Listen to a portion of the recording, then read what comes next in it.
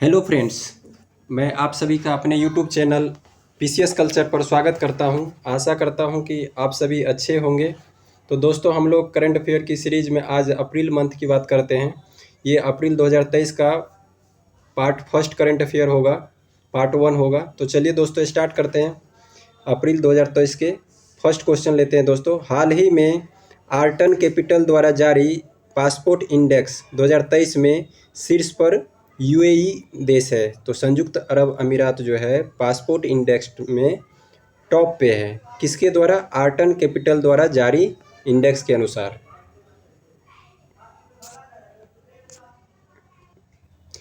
अगला क्वेश्चन है दोस्तों, अभी जैसे हम लोग बात कर रहे थे आर्टन कैपिटल द्वारा जारी पासपोर्ट इंडेक्स में शीर्ष पर जो है संयुक्त अरब अमीरात है। जैसे नॉर्मली हम लोग पासपोर्ट इंडेक्स की बात करते हैं तो उसमें सिंगापुर टॉप पे रहता है, लेकिन ये इसमें संयुक्त अरब अमीरात है। तो किसके अनुसार? तो आर्टन कैपिटल द्वारा जारी पासपोर्ट इंडेक्स में संयुक्त अरब अमीरात टॉप पे है। नेक्स्ट क्वेश्चन है दोस्तों, वीवीए क्वेश्चन है कि न्यू इंडिया लिटरेसी प्रोग्राम जो है, जिसको कि हिंदी में हम लोग क्या बोलते हैं, नव भारत साक्षरता कार्यक्रम। तो new India literacy programme, new India literacy programme NILP। तो नव भारत साक्षरता कार्यक्रम जो है दोस्तों, ये सरकार ने वित्त वर्ष 2022-23 से 2026-27 तक 5 वर्षों के लिए इसको स्टार्ट किया गया। NILP योजना को शुरू किया है और इसमें जो टोटल खर्च होगा 1037.9 करोड़ इतने खर्च होंगे। और इसमें पात्रता कौन होंगे? इसमें जो 15 वर्ष से अधिक आयु के जो निरक्षर लोग हैं उनको जो है साक्षर करने का बात किया जाएगा।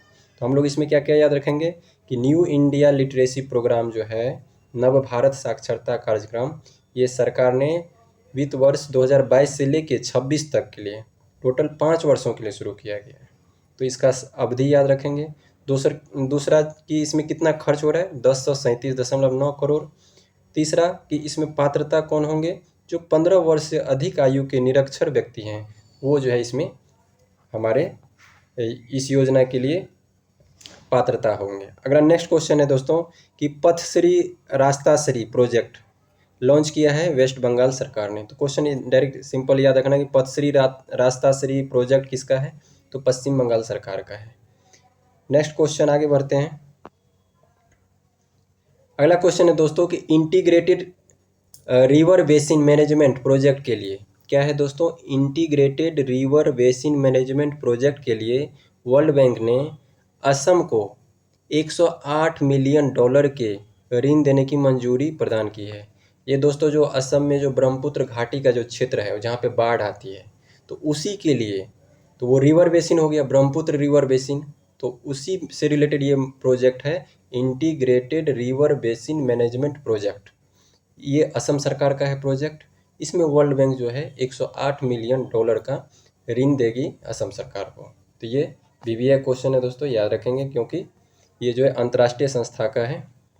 अगला क्वेश्चन है कि नाटो का जो है 31वां सदस्य फिनलैंड को बनाया जाएगा। तो फिनलैंड को 31वां सदस्य बनाया जाएगा।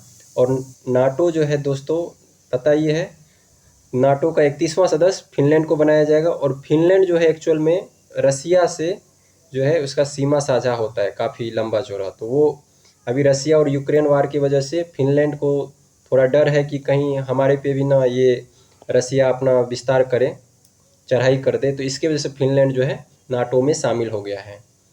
और नाटो की स्थापना 1949 में हुई थी। मुख्यालय जो इसका ब्रुसेल्स शहर जो है बेल्जियम देश का है, वहाँ पे है। तो बेल्जियम देश का ब्रुसेल्स जो एक सिटी है वहाँ पे नाटो का मुख्यालय है। नेक्स्ट क्वेश्चन है कि WHO ने किसे मलेरिया मुक्त होने के लिए प्रमाणित किया है? तो ताजिकिस्तान या तजाकिस्तान और अजरबैजान, यहाँ पे जो है मलेरिया मुक्त होने के लिए प्रमाणित किया। मतलब कि तजाकिस्तान में और अजरबैजान में मलेरिया मुक्त उसको WHO ने घोषित किया है, सर्टिफाइड कर दिया है। तो ये याद रखेंगे। और इसमें एक पॉइंट और याद रखेंगे दोस्तों कि भारत जो है पोलियो मुक्त और हेपेटाइटिस B मुक्त हो चुका है। तो भारत कौन सी मुक्त हो गया है? पोलियो मुक्त और हेपेटाइटिस B मुक्त हुआ है। और उसमें पोलियो मुक्त कब हुआ था भारत? 2014 ईस्वी में। ये याद रखेंगे। नेक्स्ट अगला क्वेश्चन है कि हाल ही में घातक प्लांट फंगस से इंसान में संक्रमण का दुनिया का पहला मामला दर्ज कोलकाता में हुआ। तो ये भी इम्पोर्टेंट क्वेश्चन है दोस्तों, क्योंकि फंगस की जो ये है घातक प्लांट फंगस से इंसान में संक्रमण हुआ और दुनिया का पहला मामला ये कोलकाता में आया। तो इम्पोर्टेंट हो जाता है कि ये दुनिया का पहला मैटर जो है कोलकाता में आया, फंगस जो है प्लांट फंगस की वजह से। अगला क्वेश्चन है कि हाल ही में राष्ट्रीय डेयरी अनुसंधान संस्थान ने किस नाम से भारत की पहली गिर नस्ल की क्लोन मादा बछड़ा का उत्पादन किया है? तो इसका नाम है दोस्तों गंगा। तो याद पूछा जाएगा गंगा, और ऑप्शन में इस टाइप से अन्य नाम देंगे। तो ये गिर नस्ल की क्लोन है। तो गिर जो है गुजरात में है, गिर नस्ल की क्लोन का जो मादा बछड़ा है उसका नाम गंगा है।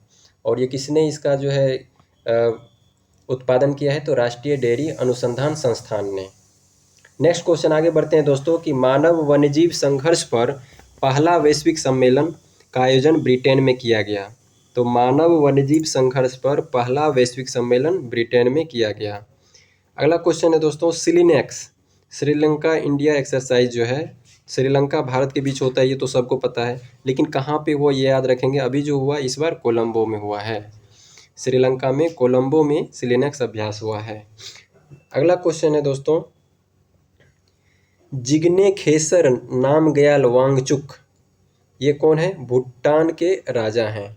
ये भारत की इनका 3 दिवसीय यात्रा हुआ था, अभी ये आए थे। तो जिग्मे खेसर नामग्याल वांगचुक जो हैं भूटान के राजा है, जिसका कि भारत में 3 दिवसीय यात्रा हुआ था और बहुत सारे इस पे समझौता हुआ है भारत और भूटान के बीच में। आगे बढ़ते हैं दोस्तों, नेक्स्ट क्वेश्चन है। तो हम लोग याद रखेंगे कि भूटान के राजा कौन है? जिग्मे खेसर नामग्याल वांगचुक, जो भारत के 3 दिवसीय यात्रा पर आए थे। नेक्स्ट आगे बढ़ते हैं, क्वेश्चन है अब जीआई से रिलेटेड दोस्तों है कि जम्मू कश्मीर का जो है बसोहली पेंटिंग, कौन सा पेंटिंग है? बसोहली पेंटिंग जम्मू कश्मीर का है, इसको जीआई टैग दिया गया है हाल फिलहाल में। बिहार का है मिर्चा चावल, मिर्चा चावल को भी जीआई टैग दिया गया है। उत्तर प्रदेश का है बनारसी लंगड़ा आम, बनारसी पान, आदम चीनी चावल और सफ़ेद भंटा, इसको भी जो है ये 4 चीज़ को जो है ये उत्तर प्रदेश का है, इनको जो है जीआई टैग मिला है। लेकिन इसमें एक दोस्तों ये अलग क्वेश्चन है कि कांगड़ा चाय जो है हिमाचल प्रदेश का है, इसको जो है यूरोपियन जीआई टैग मिला है, इंडियन टैग नहीं, यूरोपियन जीआई टैग पूछेगा तो कांगड़ा चाय हो जाएगा।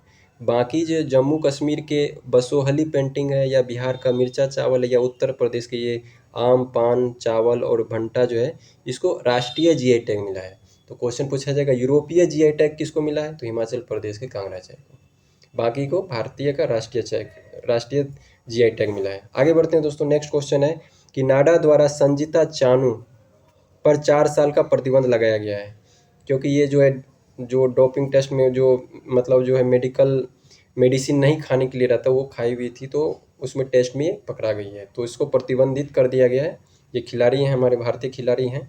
तो नाडा द्वारा संजीता चानू पर 4 साल का प्रतिबंध लगाया गया है। नाडा क्या है दोस्तों? राष्ट्रीय डोपिंग रोधी एजेंसी है। इसकी स्थापना 24 नवंबर 2005 में हुई थी। और इसको कौन स्थापित किया? तो युवा मामले और खेल मंत्रालय के तहत जो है नाडा को स्थापित किया गया था। ये भी याद रखेंगे कि नाडा का स्थापना किसने किया? खेल मंत्रालय और युवा मामले के मंत्रालय ने। नेक्स्ट अगला क्वेश्चन है विश्व स्वास्थ्य दिवस कब मनाया जाता है? 7 अप्रैल को मनाया जाता है। इसका थीम क्या था इस बार का? Health for all. क्या था? हेल्थ फॉर ऑल, यानी सभी के लिए स्वास्थ्य। तो विश्व स्वास्थ्य दिवस जो है 7 अप्रैल को मनाया जाता है और थीम था इस बार का सभी के लिए स्वास्थ्य। ये याद रखेंगे दोस्तों। यूपीपीसीएस और में जो है जो इन्वायरमेंट के या जो इम्पोर्टेंट जो डेज हैं उनके थीम और पूछे जाते हैं। और राष्ट्रीय अगला क्वेश्चन है राष्ट्रीय समुद्री दिवस कब मनाया जाता है? 5 अप्रैल को मनाया जाता है। तो राष्ट्रीय समुद्री दिवस जो है 5 अप्रैल को मनाया जाता है। और जबकि अंतर्राष्ट्रीय समुद्री पूछा जाएगा तो 29 सितंबर हो जाता है। तो अभी फिलहाल जो अप्रैल का न्यूज़ है तो ये हम लोग राष्ट्रीय समुद्री दिवस याद रखेंगे। ये 5 अप्रैल को मनाया जाता है और इसका थीम है शिपिंग में अमृतकाल। क्या है? शिपिंग में अमृतकाल। ठीक है, तो समुद्री दिवस है तो शिपिंग आएगा ही, शिपिंग में अमृतकाल, अभी अमृतकाल भी चल ही रहा है। अगला क्वेश्चन, नेत्रहीनता रोकथाम सप्ताह जो है हर साल 1 से 7 अप्रैल के बीच में मनाया जाता है। तो इसको भी ध्यान में रखना है कि फर्स्ट वीक ऑफ अप्रैल जो है वो नेत्रहीनता रोकथाम सप्ताह मनाया जाता है। नेक्स्ट वीवीआई क्वेश्चन है दोस्तों कि मेरी लिबॉन क्रिकेट क्लब में 5 भारतीय क्रिकेटर को आजीवन मानद सदस्यता प्रदान किया गया है। तो वो 5 क्रिकेटर कौन कौन हैं? तो उसमें युवराज सिंह है, महेंद्र सिंह धोनी है, सुरेश रैना है, मिथाली राज है और झूलन गोस्वामी है। यानी 3 क्रिकेटर पुरुष क्रिकेटर है भारतीय टीम के और 2 जो हैं महिला क्रिकेट टीम के, भारतीय महिला क्रिकेट टीम के पूर्व क्रिकेटर। तो युवराज सिंह, महेंद्र सिंह धोनी, सुरेश रैना, मिथाली राज और झूलन गोस्वामी को मेरी लिबॉन क्रिकेट क्लब में ने 5 भारतीय क्रिकेटर को आजीवन मानद सदस्यता प्रदान किया है। आगे बढ़ते हैं। प्रधानमंत्री नरेंद्र मोदी ने 4 अप्रैल को आपदा प्रतिरोधी अवसंरचना 2023 के 5वें अंतर्राष्ट्रीय सम्मेलन को संबोधित किया और ये आयोजित कहाँ हुआ? नई दिल्ली में। तो क्वेश्चन पूछा जाएगा कि आपदा प्रतिरोधी अवसंरचना 2023 का 5वां संस्करण कहाँ आयोजित किया गया? तो ये आपदा प्रतिरोधी अवसंरचना जो सम्मेलन हुआ ये नई दिल्ली में आयोजित किया गया, ठीक। और इसके जो संबोधन किसने किया? हमारे प्रधानमंत्री जो है नरेंद्र मोदी जी ने किया है। और इसका थीम क्या था आपदा प्रतिरोधी अवसंरचना सम्मेलन का? तो इसका थीम था दोस्तों delivering resilient and inclusive infrastructure. क्या है दोस्तों? Delivering resilient and inclusive infrastructure, ठीक है। तो अवसंरचना, इसका सम्मेलन का नाम ये आपदा प्रतिरोधी अवसंरचना। तो अवसंरचना तो इंफ्रास्ट्रक्चर तो आएगा ही और प्रतिरोधी तो रेजिलिएंट उसका इंग्लिश होता है तो यह आएगा ही। तो इससे रिलेटेड ही है, याद रखेंगे क्योंकि भारतीय प्रधानमंत्री ने इसको संबोधित किया तो इम्पोर्टेंट हो जाता है और ये नई दिल्ली में आयोजित हुआ। नेक्स्ट क्वेश्चन है कि भारत और नीदरलैंड के बीच संयुक्त कार्य समूह की पहली मंत्री स्तरीय बैठक आयोजित की गई।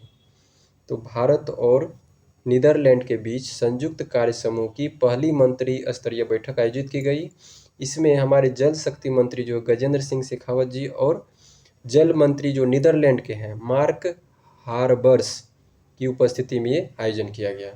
तो जल मंत्री हमारे गजेंद्र सिंह शेखावत और वहाँ के जल मंत्री मार्क हार्बर्स की उपस्थिति में भारत और नीदरलैंड के बीच में यह संयुक्त कार्य समूह की पहली मंत्री स्तरीय बैठक आयोजित किया गया। अगला क्वेश्चन है कि सूचना और प्रसारण मंत्रालय और अमेजन इंडिया के बीच मीडिया, मनोरंजन और जन जागरूकता के लिए साझेदारी की गई है। तो क्वेश्चन ये पूछा जाएगा कि सूचना और प्रसारण मंत्रालय ने मीडिया, मनोरंजन और जन जागरूकता के लिए किसके साथ साझेदारी की है? तो अमेजन इंडिया के साथ। तो सूचना प्रसारण मंत्रालय और अमेजन इंडिया दोनों मिल करके करेगा ये मीडिया, मनोरंजन और जन जागरूकता के लिए साझेदारी। नेक्स्ट क्वेश्चन है कि गृह मंत्री अमित शाह ने गुजरात में, कहाँ पर? गुजरात में हनुमान जी की 54 फीट ऊंची प्रतिमा का अनावरण किया है। तो गृह मंत्री अमित शाह जी ने गुजरात में हनुमान जी का 54 फीट ऊंचा प्रतिमा का अनावरण किया है। आगे बढ़ते हैं। नेक्स्ट क्वेश्चन है पीएम मोदी ने भोपाल के, ये भी इंपॉर्टेंट क्वेश्चन दोस्तों, मोदी जी और का जो भी है इंपॉर्टेंट हो जाता है।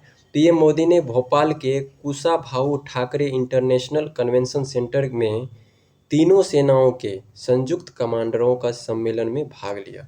तो पहले तो ये क्वेश्चन पूछा जाएगा कि तीनों सेनाओं के संयुक्त कमांडरों का सम्मेलन कहाँ हुआ? तो भोपाल में हुआ। भोपाल में कहाँ हुआ? तो Kushabhau Thackeray international convention centre में हुआ। उसमें भाग लिए हमारे प्रधानमंत्री जी। और उसका थीम क्या था दोस्तों? तो ये जो थीम था इसका तैयार, पुनरुत्थान और प्रासंगिक। तो याद रखेंगे क्या क्या थीम था इसका। जो हमारा संयुक्त कमांडर सम्मेलन हुआ है भोपाल में उसका थीम था तैयार, पुनरुत्थान, प्रासंगिक। नेक्स्ट क्वेश्चन है कि power trading corporation of India limited के नए अध्यक्ष और एमडी किसको नियुक्त किया गया है? तो राजीव के मिश्रा। यानी power trading corporation of India limited के नए अध्यक्ष और एमडी बन गए राजीव मिश्रा जी। राजीव के मिश्रा या राजीव मिश्रा याद रखिए। नेक्स्ट क्वेश्चन है कि आरबीआई का कार्यकारी निदेशक, तो ये भी वीवीआई कर लेना है दोस्तों, ये नया अपॉइंटमेंट है आरबीआई में। तो आरबीआई का कार्यकारी निदेशक कौन बने? नीरज निगम। तो आरबीआई में आ गए नीरज निगम जी आ गए हैं, तो ये कार्यकारी निदेशक बने हैं। गवर्नर है आरबीआई के, पता ही होगा, शक्तिकांत दास जी हैं। और ओसबर्न स्मिथ जो थे आरबीआई के सबसे पहले गवर्नर बने थे, ये भी याद रखेंगे। सर ओसबर्न स्मिथ आरबीआई के पहला गवर्नर, वर्तमान गवर्नर शक्तिकांत दास, और अभी आरबीआई के कार्यकारी निदेशक बने हैं नीरज निगम। नेक्स्ट क्वेश्चन दोस्तों बीबीए है, इसको भी याद रखना है कि इंडिया जस्टिस रिपोर्ट 2022 जो है जारी किया गया है। इसमें न्याय तक पहुंच प्रदान कराने वाले राज्यों या केंद्र शासित राज्यों में जो है कौन टॉप पे है। तो जस्टिस कहाँ सबसे ज़्यादा अच्छा होता है, तो कर्नाटक फर्स्ट पे है, तमिलनाडु सेकंड पे है, और तेलंगाना थर्ड पे है। और उत्तर प्रदेश का जो स्थान है दोस्तों 18वां है, 18 है, और ये सबसे नीचे है। यानी टोटल 18 जो बड़े राज्यों का जो है और मध्यम राज्यों का निकाला गया, इसमें सबसे नीचे रैंकिंग जो है उत्तर प्रदेश का ही है, जो कि 18वां है। या तो 18वां बोलेंगे या सबसे नीचे। और टॉप के 3 जो जस्टिस वाले जो राज्य है जहाँ न्याय मिलता है, तो कर्नाटक फर्स्ट पे है, तमिलनाडु सेकेंड, तेलंगाना थर्ड पे है। तो ये याद रखना है। और इसी में याद रखना है कि न्याय रिपोर्ट जो है 4 पैरामीटर पर निर्भर करता है। ये भी क्वेश्चन कभी कभी पूछ देता है, इंपॉर्टेंट है स्टेटमेंट बना के। ये जो न्याय रिपोर्ट निकाला गया है किन 4 स्तंभों या किन 4 पैरामीटर पर निर्भर करता है।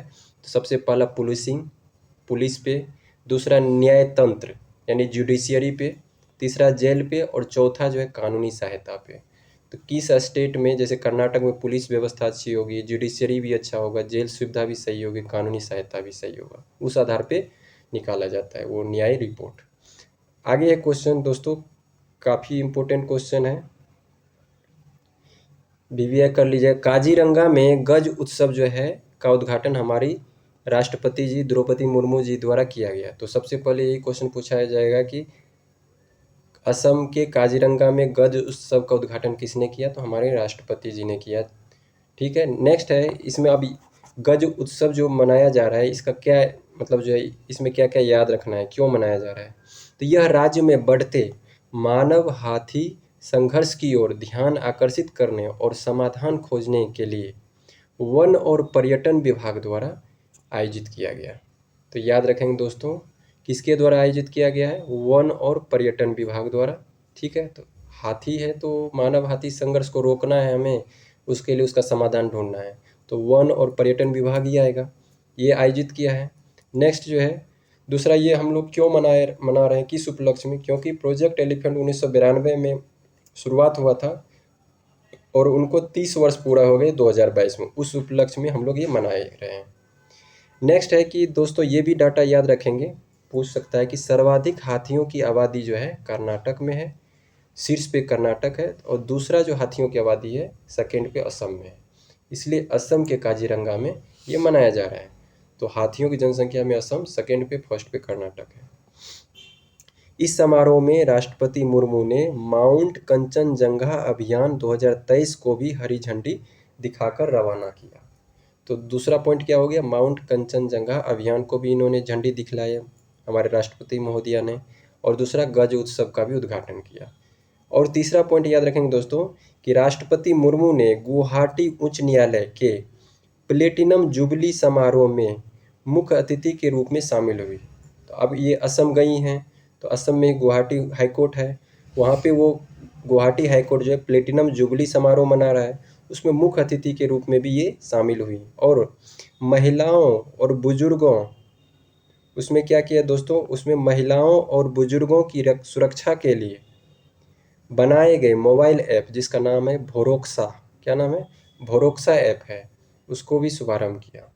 तो इतना बात याद रखना है दोस्तों इसमें कि राष्ट्रपति द्रौपदी मुर्मू जी ने सबसे पहले क्या याद रखेंगे, गज उत्सव का उद्घाटन काजीरंगा में किया। दूसरा पॉइंट याद रखेंगे कि माउंट कंचनजंगा अभियान को हरी झंडी दिखलाया। तीसरा याद रखेंगे कि द्रौपदी मुर्मू ने गुवाहाटी उच्च न्यायालय के प्लेटिनम जुबली समारोह में मुख्य अतिथि की भूमिका निभाई है, और उन्होंने भरोक्सा मोबाइल ऐप का भी शुभारंभ किया। और ये भरोक्सा किससे रिलेटेड है, ये जो है महिला और बुजुर्गों की सुरक्षा के लिए बनाया गया ऐप है। आगे बढ़ते हैं दोस्तों, यूरोपीय फुटबॉल संघ के अध्यक्ष कौन बने हैं, एलेक्जेंडर सेफरिन बने हैं। तो बीबीआई क्वेश्चन है दोस्तों, याद रखेंगे कि यूरोपीय फुटबॉल संघ, नॉट फीफा, फीफा का नहीं है दोस्तों, ये यूरोप महाद्वीप का जितना भी फुटबॉल संघ है सभी देश का, तो यूरोपीय फुटबॉल संघ के अध्यक्ष बने हैं अलेक्जेंडर सेफरिन। नेक्स्ट क्वेश्चन है, ये भी वीवीए क्वेश्चन है दोस्तों, याद रखेंगे कि दुनिया का व्यस्तम हवाई अड्डा जो है उसमें भारत के जो इंदिरा गांधी अंतर्राष्ट्रीय एयरपोर्ट दिल्ली है उसको 9वां स्थान मिला है। तो जो है यूरोप दुनिया का 9वां व्यस्तम हवाई अड्डा हमारा इंदिरा गांधी अंतर्राष्ट्रीय एयरपोर्ट दिल्ली हो गया है। तो फर्स्ट सेकंड थर्ड पे कौन है? तो फर्स्ट सेकंड थर्ड पे जो है दोस्तों, फर्स्ट पे है हार्ट्सफील्ड जैक्सन अटलांटा इंटरनेशनल एयरपोर्ट, ये भी यूएसए का है। सेकंड पे जो है दोस्तों आपका डलास फोर्ट बर्थ एयरपोर्ट, क्या नाम है? डलास है, ये डलास फोर्ट बर्थ एयरपोर्ट, ये भी यूएसए का है। तीसरा जो है डेनवर एयरपोर्ट, ये भी यूएसए का है। तो यानी फर्स्ट 3 यूएसए का ही एयरपोर्ट है। इसमें भी खास करके याद रखेंगे फर्स्ट वाला हार्ट्सफील्ड जैक्सन अटलांटा इंटरनेशनल एयरपोर्ट, ये जो फर्स्ट पोजीशन पे है यूएसए का, और 9वां पोजीशन अपना दिल्ली एयरपोर्ट का है। आगे बढ़ते हैं।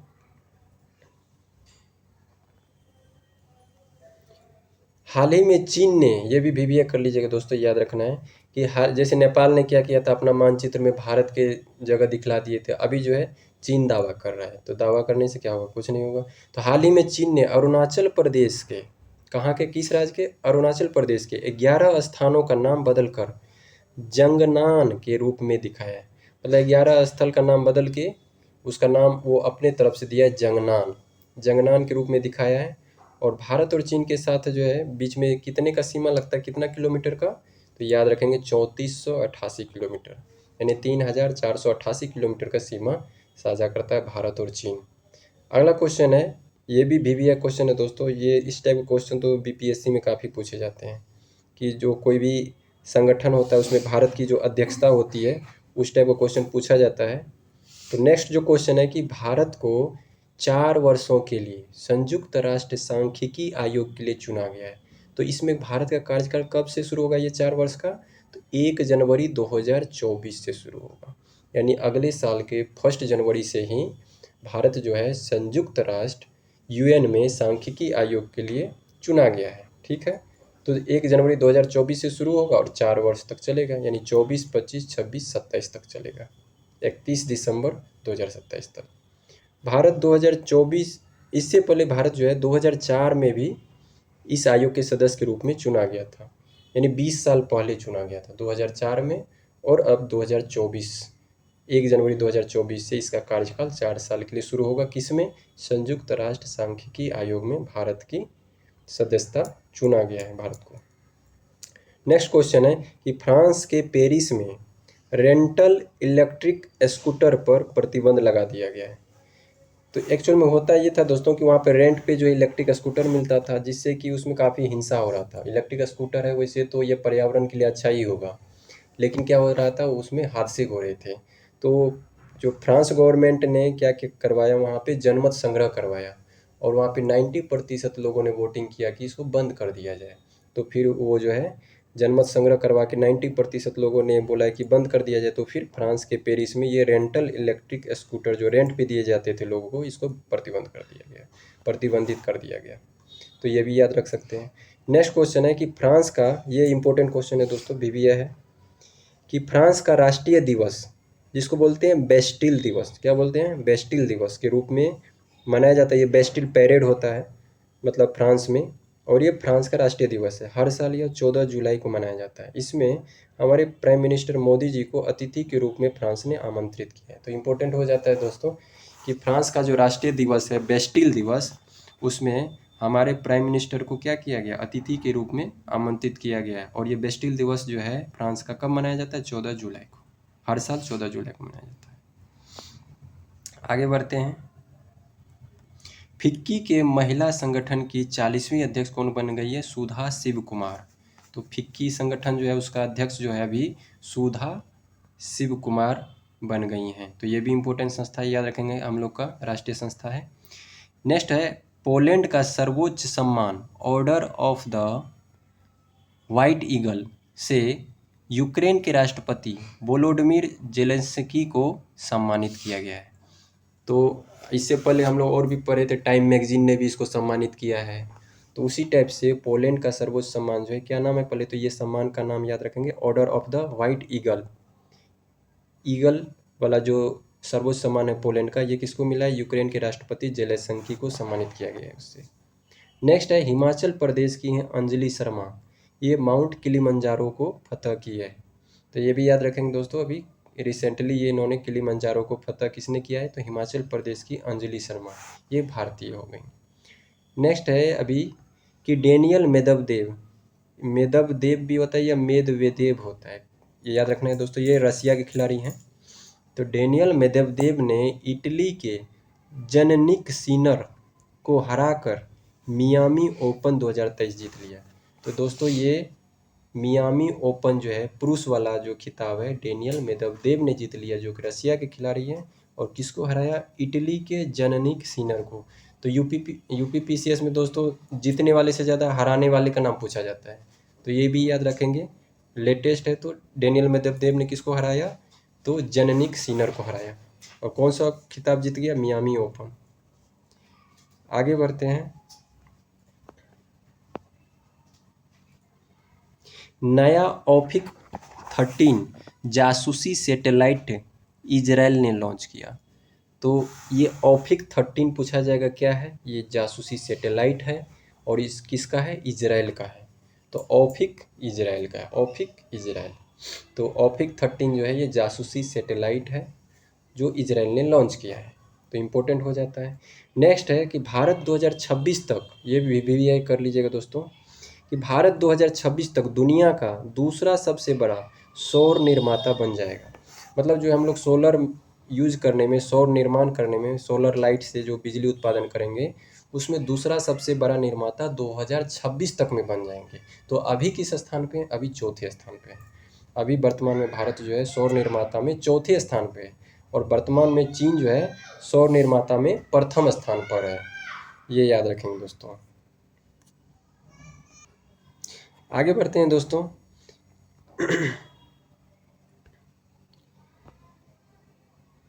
तो नेक्स्ट क्वेश्चन है कि national rifle association of India के अध्यक्ष कौन बन गए हैं।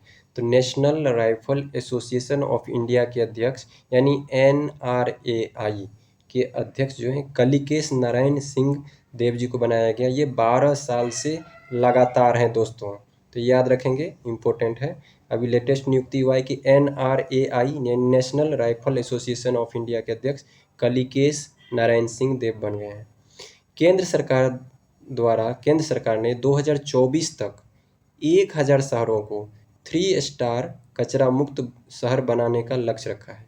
तो क्वेश्चन पूछा जाएगा कि केंद्र सरकार 2024 तक कितने शहरों को 3 स्टार कचरा मुक्त शहर बनाने का लक्ष्य रखा है। तो 1000 शहरों को कब तक रखा है, 2024 तक।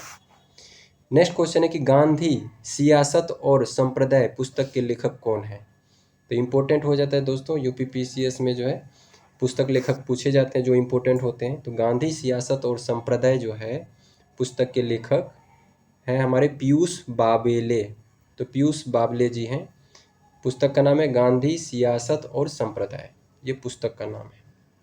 नेक्स्ट क्वेश्चन है young urologist of the year award doctor Nitya Abraham को मिला। ये भारतीय अमेरिकी मूल की हैं, इसलिए हम लोग याद रख लेंगे कि यंग यूरोलॉजिस्ट का अवार्ड किसको मिला है, नित्या अब्राहम जी को मिला है।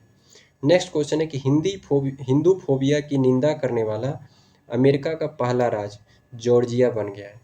यानी हिंदू फोबिया की निंदा करने वाला अमेरिका का पहला राज्य जॉर्जिया बन गया है।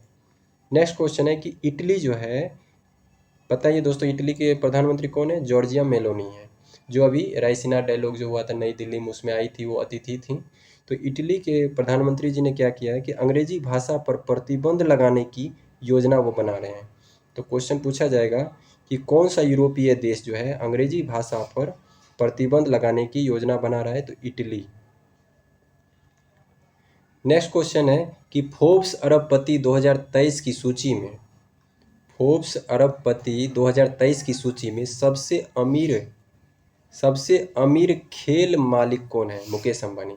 यहाँ पे सबसे अमीर नहीं पूछा है दोस्तों, यहाँ पे पूछा है सबसे अमीर खेल मालिक। जैसे IPL और करवाते हैं तो मुकेश अंबानी का टीम है मुंबई इंडियंस, तो खेल मालिक कौन है सबसे ज़्यादा, फोर्ब्स अरबपति ने खेल मालिक का सीक्वेंस जारी किया है। तो उसमें टॉप पे मुकेश अंबानी पूरे वर्ल्ड में। तो ये याद रखना है कि सबसे अमीर पूछ रहा है कि सबसे अमीर खेल मालिक पूछ रहा है, तो खेल मालिक पूछेगा सबसे अमीर में तो मुकेश अंबानी जी। नेक्स्ट क्वेश्चन है कि किस देश को फीफा अंडर 17 पुरुष विश्व कप 2023 के मेज़बान के रूप में हटा दिया गया है? तो पेरू को हटा दिया गया। क्यों हटा दिया गया दोस्तों? क्योंकि ऐसा माना गया है, फीफा ने जब वहाँ पे जायज़ा लिया है तो पेरू जो है पूरी तरह से तैयार नहीं है, वहाँ पे इस तरह से डेवलपमेंट नहीं है कि फीफा अंडर 17 विश्व कप हो सके, इसलिए फ़िलहाल वहाँ पे स्थगित कर दिया गया है। आगे इसका आयोजन कब किया जाएगा ये अभी आगे आएगा, न्यूज़ तो बताया जाएगा, अभी ये कंफर्म नहीं हुआ है दोस्तों। तो याद रखेंगे कि किस देश को फीफा अंडर 17 पुरुष विश्व कप 2023 के मेज़बान के रूप में हटा दिया गया है? तो पेरू देश को। यहीं पे संभावित था, अब यहाँ नहीं होगा अभी। नेक्स्ट क्वेश्चन है कि वार एंड वीमेन, ये पुस्तक का नाम है दोस्तों, वार एंड वीमेन। इसके लेखक कौन है? Doctor M.A. हसन। तो वार एंड वीमेन पुस्तक के लेखक हैं डॉक्टर M.A. हसन जी।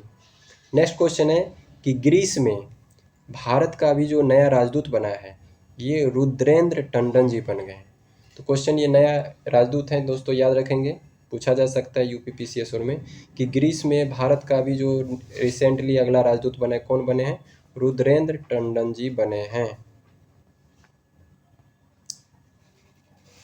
आगे बढ़ते हैं दोस्तों कि नासा के नव स्थापित मून टू मार्स प्रोग्राम, क्या है, कौन प्रोग्राम है दोस्तों? मून टू मार्स प्रोग्राम, यानी चंद्रमा से मंगल ग्रह की बात कर रहा है।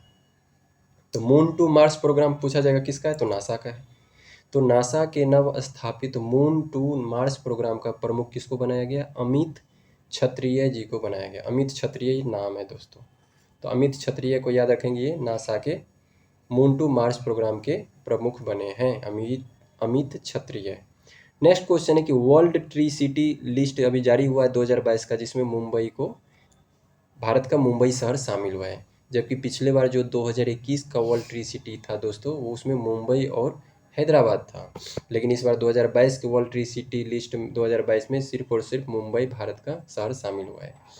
नेक्स्ट क्वेश्चन है दोस्तों, ये भी VVA क्वेश्चन है, ये रिपोर्ट है, याद रखना है कि ग्लोबल वार्मिंग में राष्ट्रीय योगदान की ग्लोबल सूची में पहले स्थान पर कौन है? यानी ग्लोबल वार्मिंग जो होता है दोस्तों, ग्रीन हाउस गैस उत्सर्जन से होता है, तो उसमें सबसे ज़्यादा योगदान कौन सा देश करता है? सबसे ज़्यादा ग्रीन हाउस गैस का उत्सर्जन कौन करता है? तो अमेरिका जो है सबसे ज़्यादा करता है, शीर्ष पे है, दूसरे पे चीन है और तीसरे पे रसिया है। तो याद रखेंगे कि ग्लोबल वार्मिंग में राष्ट्रीय योगदान की ग्लोबल सूची में पहले स्थान पर अमेरिका है, दूसरे पे चीन है, तीसरे पे रसिया है, और भारत जो है वर्तमान में 5वें स्थान पे है ग्लोबल वार्मिंग के लिए रिस्पॉन्सिबल में। तो 5वें पे भारत है। और ग्लोबल वार्मिंग जो होती है दोस्तों, ये ग्रीन हाउस गैस से होता है। तो ग्रीन हाउस गैस के लिए जो जिम्मेदार गैस हैं, प्राथमिक गैस, उसको याद रखेंगे। तो सबसे ज़्यादा ग्लोबल वार्मिंग हमारा जो है जलवाष्प H2O से होता है। इसके बाद जो होता है CO2 कार्बन डाइऑक्साइड से, फिर CH4 मीथेन से, फिर N2O नाइट्रस ऑक्साइड से, और O3 ओजोन से। तो ये याद रखेंगे दोस्तों, ये भी पूछा जाता है कि ग्रीन हाउस गैस के मुख्य घटक कौन कौन है। तो जलवाष्प, CO2 कार्बन डाइऑक्साइड, मीथेन, और N2O नाइट्रस ऑक्साइड और ओजोन। अगला क्वेश्चन है दोस्तों, ट्रांस पैसिफिक भागीदारी समझौता में अभी ब्रिटेन शामिल हो गया। तो क्वेश्चन पूछा जाएगा कि ट्रांस पैसिफिक भागीदारी समझौता में कौन शामिल हुआ? तो ब्रिटेन शामिल हो गया है। नेक्स्ट क्वेश्चन है दोस्तों कि एयरटेल ने इंडिया पोस्ट पेमेंट बैंक के साथ मिलकर के क्या किया है? व्हाट्सएप बैंकिंग सेवाएं प्रारंभ की हैं।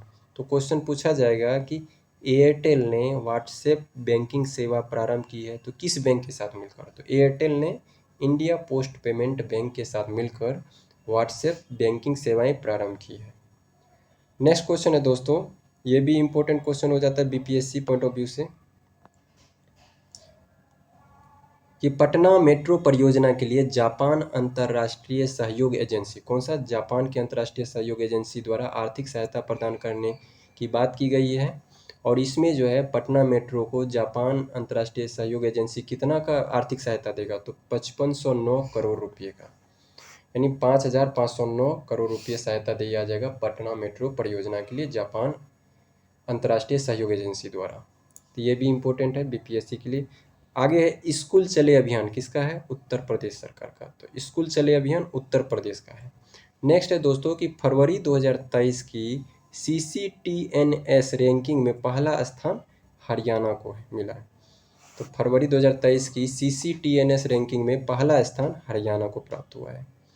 अगला दोस्तों, मियामी ओपन 2023 की एकल महिला वर्ग की विजेता पेट्रा क्वितोवा बन गई। अभी दोस्तों हम लोग याद पढ़े थे पीछे कि मियामी ओपन 2023 में पुरुष में मेदवेदेव जी को मिला था, जो कि रसिया के खिलाड़ी हैं। तो मेदवेदेव जी को मिला था, डेनियल मेदवेदेव को पुरुष में मिला था। वहीं महिला वर्ग में मियामी ओपन कौन जीत गई हैं? पेट्रा क्वितोवा, पेट्रा जी जीत गई हैं। नेक्स्ट क्वेश्चन है दोस्तों, ये काफ़ी इम्पोर्टेंट क्वेश्चन है दोस्तों, कि मिशन आर्टेमिस सेकेंड जो है के तहत चंद्रमा पर जाने वाली पहली महिला अंतरिक्ष यात्री कौन होगी? तो क्रिस्टीना कोच। क्या है? क्रिस्टीना कोच है। यानी अभी जो है दोस्तों नासा का है मिशन आर्टेमिस सेकेंड मिशन, जो 2024 तक में चंद्रमा पर क्या होगा कि अंतरिक्ष यात्री को, मानव अंतरिक्ष यात्री को उतारेगा। तो मानव जाएंगे, इसमें 4 लोग जाएंगे, 4 व्यक्ति होंगे, उसमें 3 पुरुष हैं, 1 महिला है। तो उस महिला का नाम है क्रिस्टीना कोच, और जो अन्य 3 व्यक्ति है उसका नाम है विक्टर ग्लोवर। याद रखेंगे दोस्तों, ये पूछा जा सकता है कौन 4 हैं। तो पुरुष में 3 है विक्टर ग्लोवर, इसके बाद है रीट विस्मैन और जेरेमी हैंसेन। एक विक्टर ग्लोवर जी हैं, एक रीट विस्मैन जी हैं और एक जेरेमी हैंसेन, और महिला में क्रिस्टीना कोच। तो ये मिशन आर्टेमिस सेकेंड के लिए 4 व्यक्ति को जो चुना गया उनके ये नाम है, याद रखना है दोस्तों। और ये मिशन आर्टेमिस सेकेंड जो है मिशन, ये चंद्रमा पर जाने के लिए मिशन है और ये नासा का है। तो ये था दोस्तों आज का अप्रैल का पार्ट 1 था। इसके अलावा 2 पार्ट और आएंगे अप्रैल के, पार्ट 2 और पार्ट 3। तो दोस्तों अगर ये सीरीज़ अच्छा लग रहा है तो आप लोग लाइक शेयर सब्सक्राइब करें। तो चलिए दोस्तों मिलते हैं नेक्स्ट वीडियो में, तब तक के लिए जय हिंद, थैंक्स फॉर वाचिंग।